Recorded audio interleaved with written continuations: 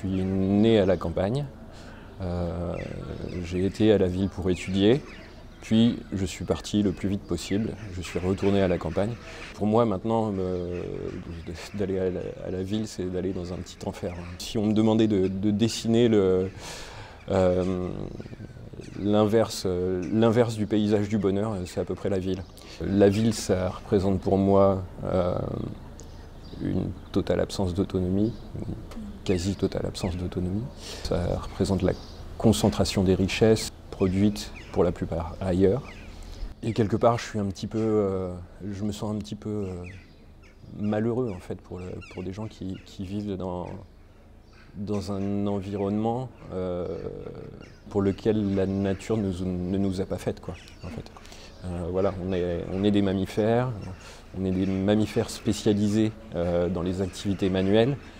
La plupart des activités en ville, en fait, oublient complètement ça.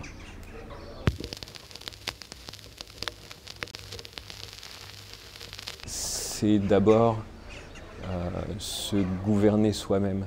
On peut voir ça d'un point de vue très individuel ou on peut voir ça d'un point de vue collectif. Cela dit, ça paraît assez évident que pour se gouverner, il faut avoir la main sur ses moyens techniques, il faut avoir la main sur ses ressources. Ressources et moyens techniques qui sont aujourd'hui totalement accaparés.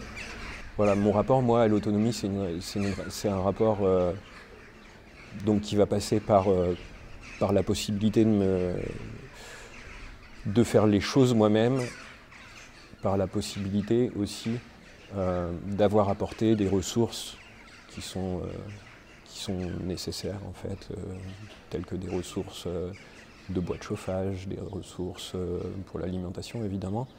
Ça peut se faire seul, en famille, en petits groupes, en groupe plus large. Voilà, à partir du moment où il y a une forme d'égalité en fait. Plus le groupe est large, plus il est difficile en fait de rester égal dans les échanges et plus en fait l'un devient plus autonome que l'autre. Voilà.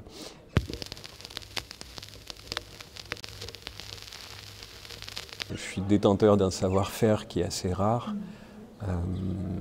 ou plutôt, finalement c'est peut-être un peu le savoir-faire qui est détenteur de moi. Je suis donc taillandier. Le taillandier, c'est le forgeron qui fabrique des outils. Et l'outil, en réalité, depuis les débuts de l'humanité, et même un petit peu avant.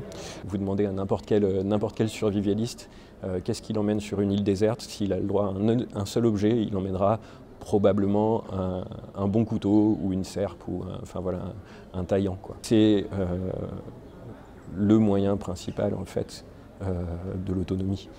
J'ai eu la chance d'avoir un parcours qui m'a permis d'apprendre ce métier qui est plus transmis ni dans les écoles, ni dans les formations professionnelles.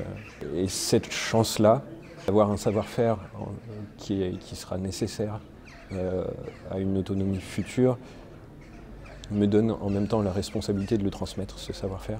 Et du coup,